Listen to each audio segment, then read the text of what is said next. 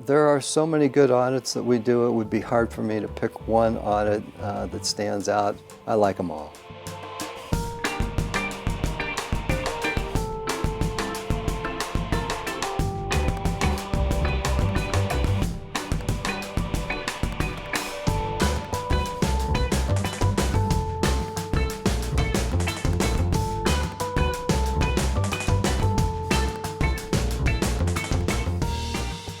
We started making changes right away when I was sworn in July of 2015. Our audits can address an incredible variety of topics, and we've completed over 100 audit reports and assessments and follow-ups. Well, we've been busy, but there's plenty more to do the next 4 years. We started work on things like continuous auditing, where we're looking at financial transactions all the time as they occur, and some efforts in cybersecurity. As I like to say, the bad guys only have to be right once. The city has to be right all the time, and I think we've done a lot to bolster some of the security efforts that are going on in the city and county of Denver. Under continuous auditing, we're looking at populations of data.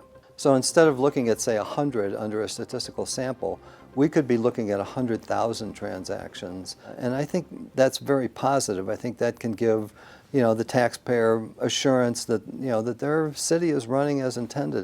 Our audits have also won national awards, community awards, and we're proud of the impact that different audits have had throughout the city. It meets our mission of improving the public's investment in the city of Denver. One audit that I'd call out as significant that I thought was important was we took a look at how the city enforces parking for the disabled. And previously, disabled parking enforcement was done by volunteers. So what we ended up seeing was that there were geographic areas of Denver where disability parking was better enforced than in other geographic areas.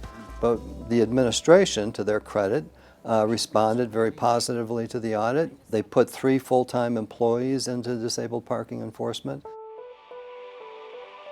Recently, we had conducted an audit of affordable housing in Denver. We found, I think, some significant problems. The affordable housing audit was interesting and had a huge impact. I think the administration, the city council, has responded appropriately. They've created an affordable housing fund, which has a dedicated revenue stream for it, which I think is really necessary. Rocky Mountain Human Services is an organization that provides services to the intellectually and developmentally disabled people. One of their sources of funding is a mill levy from Denver tax dollars, from Denver property tax dollars.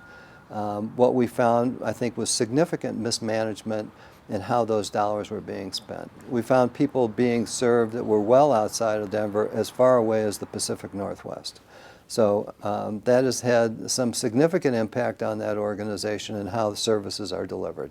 Today, we are really enforcing the prevailing wage on all projects that are either City and County of Denver property, City and County of Denver dollars. 100% of the time we get a complaint, we will investigate that complaint. The past 4 years for the Prevailing Wage Division have been very busy. As construction in the city grows, so does our work. And now we face the new challenge of enforcing the new minimum wage, and we're ready to do it.